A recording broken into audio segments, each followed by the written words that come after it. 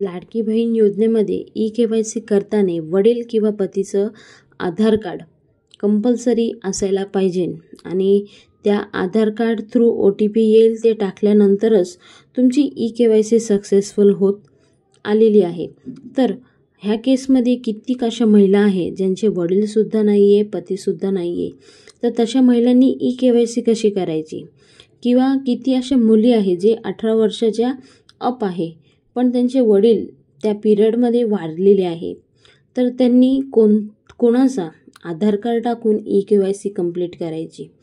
आणि किती महिलांचे वडील नाही आहे आणि पतीसंगती घटस्फोट झालेला आहे, तर तशा महिलांनी ई-के-वाय-सी कशी करायची।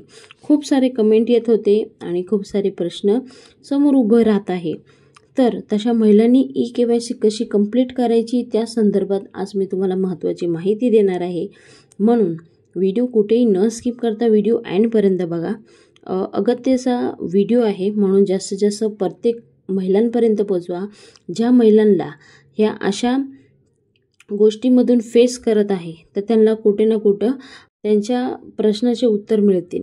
तर लाडक्या बहिणींनो, आतापर्यंत सरकारने जेवढे हप्ते दिलेले आहे ते हप्ते दिल्यानंतर सरकारने एक गोष्ट नक्की केली की आता ई-के-वाय-सी केल्यावर कित्येक अशा महिला आहेत जे ई-के-वाय-सी केल्यानंतरसुद्धा अपात्र होणार आहे किंवा ई-के-वाय-सी ते करू शकणार नाही।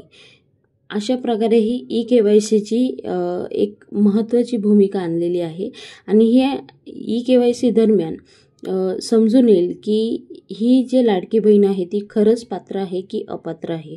म्हणून आता सगळ्यांची ई-के-वाय-सीची प्रोसेस चालू झालेली आहे। आता ह्यामध्ये वडील आणि पती ह्या दोघांमधले एकच आधार कार्ड असायलाच पाहिजे। पण मी तुम्हाला सांगितल्याप्रमाणे काही महिलांचे वडील पण नाही, पती पण नाही, तर त्यांनी कोणाचं आधार कार्ड टाकायचं किंवा काही मुली अशा आहेत जे 18 वर्षाच्या अप असून त्यांचे वडील ऑफ झालेले आहे, तर त्यांनी कोणाचं आधार कार्ड टाकायचं किंवा ज्या महिला वडील पण नाही आहे, पतीसंगती घटस्फोट झालेला आहे, तर तशा महिलांनी कोणाचं आधार कार्ड टाकायचं। तर ह्या प्रश्नाचं खूप म्हणजे कमेंट येत होते, तर त्या संदर्भात आज हा एक व्हिडिओ बनवलेला आहे। तर तशा महिलांनी आता एक दुसरं ऑप्शन दिलेलं आहे की घरामध्ये जे सदस्य आहे तर त्यांचं आधार कार्ड टाकून ते ई-के-वाय-सी कंप्लीट करू शकता। म्हणजे समजा आता वडील नाही आहे, आई आहे, तर आईचं आधार कार्ड टाकू शकता, भावाचं टाकू शकता। तर अशा प्रकारे तुम्ही आधार कार्ड नंबर टाकून ई-के-वाय-सी कंप्लीट करू शकता। असं एक नवीन ऑप्शन या थोड्याच दिवसामध्ये येणार आहे। म्हणून लाडक्या बहिणींनो, आता तुम्ही काळजी करू नका। तुमची जी ई-के-वाय-सीची प्रोसेस होती ते कुठे ना कुठं अडकलेली होती, पण त्याच्यासाठी पण एक नवीन ऑप्शन सरकार आणत आहे आणि लवकरात लवकर तुमच्यासमोर तो ऑप्शनसुद्धा येईल। म्हणून आता तुमची जी काळजी तुम्ही करत होते ती मिटलेली आहे। तर लाडक्या बहिणींनो, आता ई-के-वाय-सीची नोव्हेंबर महिन्याची 18 तारीख लास्ट तारीख दिलेली आहे। आता ज्या महिलांचं ई-के-वाय-सी नसेल झालं तर त्यांनी ह्या 18 तारखेच्या आत ई-के-वाय-सी करून घ्या। करून घेतल्यानंतरसुद्धा कित्येक महिला अपात्र होणार आहे, त्या रिलेटेड मी व्हिडिओसुद्धा टाकलेला आहे। आता काय नियम आहे आणि तुम्ही निकषात बसत आहात की नाही ते तुम्ही जेव्हा ई-के-वाय-सी करशाल तेव्हा ई-के-वाय-सीच्या माध्यमातून सरकारला समजेल की तुम्ही खरंच पात्र आहात की अपात्र आहात, निकषात बसत आहात की नाही ते सगळं समजून येणार आहे। म्हणून लाडक्या बहिणींनो, अगोदरच सांगून देते की तुम्ही निकषात नसत बसल तर तुम्ही ई-के-वाय-सी करूच नका। तुम्ही पात्र नसाल, सोडून द्या विषय।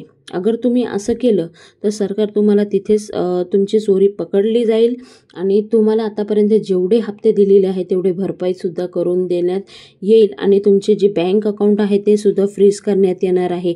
आत्तापर्यंत अशा महिलांचा खूप मोठा आकडा समोर आलेला आहे आणि खूप साऱ्या महिला अपात्र झालेल्या आहे। म्हणून सरकारने आता ठरवलं आहे की आतापर्यंत जेवढे अपात्र महिला आहेत त्यांना आतापर्यंत जेवढे हप्ते दिलेले होते ते वसुली करून घेणार आहे। म्हणून त्यांचं अकाउंट फ्रीज करून त्यांच्याकडून दिलेली रक्कम सगळी वसूल करून घेणार आहे असं सरकार स्वतः म्हटलेलं आहे। आणि अजूनसुद्धा खूप साऱ्या महिला लाभ घेत आहेत. तर तशा महिलांना विनंती आहे की तुम्ही स्वतः क्विट करू शकता. तर लाडक्या बहिणींनो, महत्त्वाचा व्हिडिओ असल्यामुळे जास्तीत जास्त पुढे शेअर करा. पुन्हा भेटूया नवीन व्हिडिओ.